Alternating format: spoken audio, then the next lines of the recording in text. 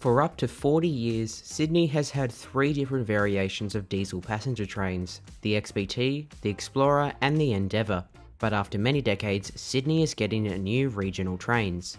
Known as the New Regional Fleet, or RSET, these new trains will replace the entirety of the New South Wales regional train fleet in the coming years. There will be 3 different variations of the RSETs to fit the different standards of each train it's replacing. The 3 different types include 10 6-car long regional trains to replace XBTs, 9 3-car short regional trains to replace Explorers, and 10 3-car intercity regional trains to replace Endeavours.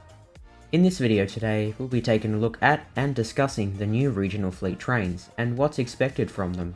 When will testing start? When will they enter service? How much will the project cost? That'll all be answered in this video. Before I start, I'd like to thank Phil from Sydney Trains Vlogs for providing me with his footage of these trains, and I'd also like to thank Jenper's Train Vlogs for the majority of testing clips of these trains that are featured in this video. The original videos that I used will be linked in the description below. In the lead up to the 2015 state election, the Baird government committed itself to replacing Sydney's ageing regional fleet with new modern regional trains. Fast forward to August of 2017, the government announced that they decided to place an order to replace all 3 types of diesel regional trains. In February 2019, Transport for New South Wales signed a contract with CAF, the same company that built many of our trams, to build the new regional fleet, making it the first train built by CAF to soon operate in New South Wales. The train's main feature was that it was bimodal, meaning it could use both diesel and electric power, which is overall better for the environment. As a result of these new trains, there has been pressure for the current Minns government to investigate the potential for the electrification of the Southern Highlands line, either down to Mossvale or even as far as Goulburn. Seen in these videos here, the train was originally designed to be an almost exact replica of the CAF Civity trains that you see in the Netherlands. However, some minor adjustments were made to the design and the train will end up looking like this. We'll now be moving on to what you can expect from the interior of the train, with this video shown here of one of the new long regional trains, which is formed of 6 carriages, which is currently the only train testing in New South Wales and is set LR2. I'll leave some of this unedited for you all to hear the audio from the original video of the Regional Transport Minister touring the train. Just imagine that. Yeah. Well, you can even see the other. This is amazing. So the crew only? Wow.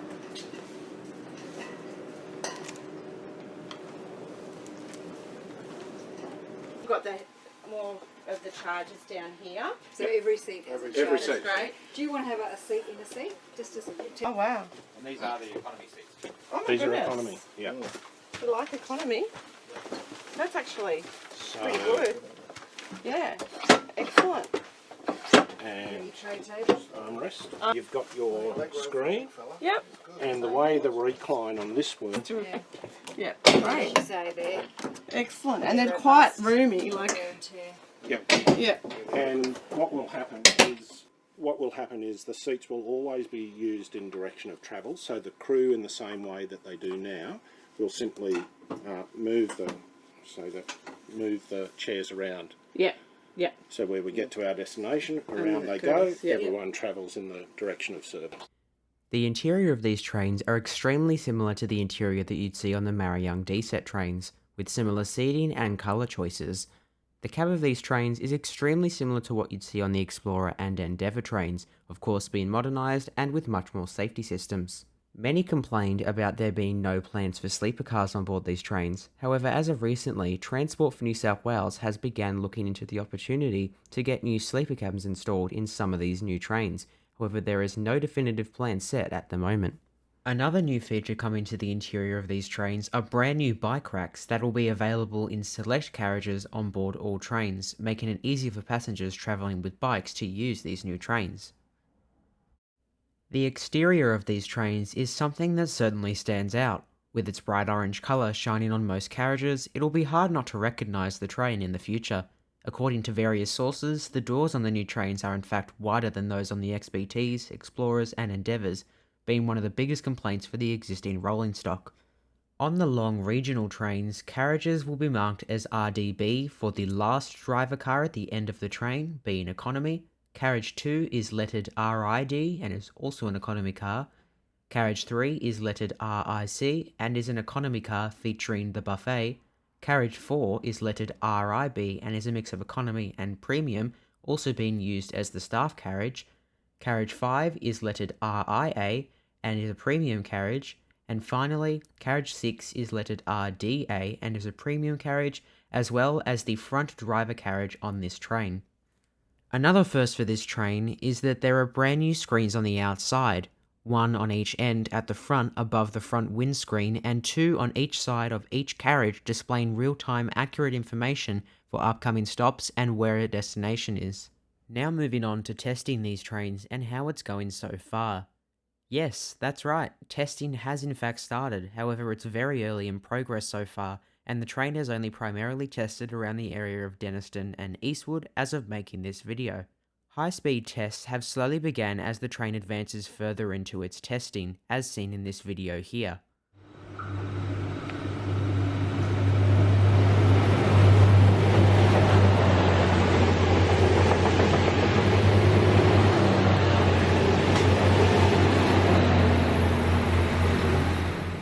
A lot of other tests have likely been happening with these trains, however it's difficult to say what exactly is being done as obviously we don't have exclusive access into what's going on, so we can't necessarily see what exactly they're doing. However, from what we know, they are testing the train and trying to get it up to a high speed. However, they have not made it to the point where they're able to test it at its full speed of around 175 km per hour. Now moving on to our final part of the summary of these new regional trains, the budget and when it's expected to enter service. Starting off with the budget, Transport for New South Wales and the New South Wales Government have allocated a total of $2.3 billion to the new project, including funding for the new fleet, the new Mindiara Maintenance Centre in Dubbo, rail infrastructure upgrades across New South Wales, the ACT, Victoria and Queensland, as well as many other additional projects. However, in my personal opinion, I do not believe that $2.3 billion is enough for this project and it will likely go over budget. In regards to when the trains will enter service, it's quite hard to say. However, online information has been provided that they are aiming between 2025 and 2029. In my personal opinion, I believe services could begin in late 2026 or early 2027, and I find it quite unlikely for trains to begin operation in 2025 as they only arrived at the start of the year. It's now time to go back over everything before we end the video. So what we know so far is that there are 3 different types of trains, the long regional, short regional and intercity regional. The project will cost a total of around $2.3 billion, likely to go over budget. Testing has begun and trains are beginning to get faster during its testing paces. Another thing as well is that what many people don't know is that they are planning to implement sleeper cars into the 10 6-car long regional sets. This will be something that I'll be keeping a close eye on in the near future and will definitely let you all know if I hear anything about it, whether it will be going ahead or not.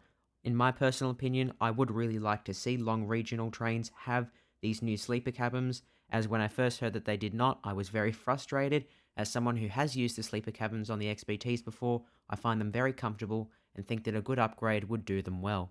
And that is the summary of the new Capacivity New Regional Fleet or RSET trains. These trains should enter service in the next few years, and in my personal opinion, I don't think they're that bad. Let's hope this time at least they're not as delayed as the D-sets. I'll be putting up a community post on my YouTube channel for people to vote on if they like the train or not, and to also comment their own thoughts on it, so do let me know in those comments below on that post that I'll be posting after this video. Thank you all so much for watching. Please consider becoming a member, subscribing or liking the video. I'll be taking a little break from YouTube for the next week and a half as I'm going interstate to Adelaide to film some new videos, so stay tuned for my new mini Adelaide series as well as some other videos on Sydney that I really look forward to sharing with all of you. Thank you all so much for watching, and I'll see you guys all in the next video.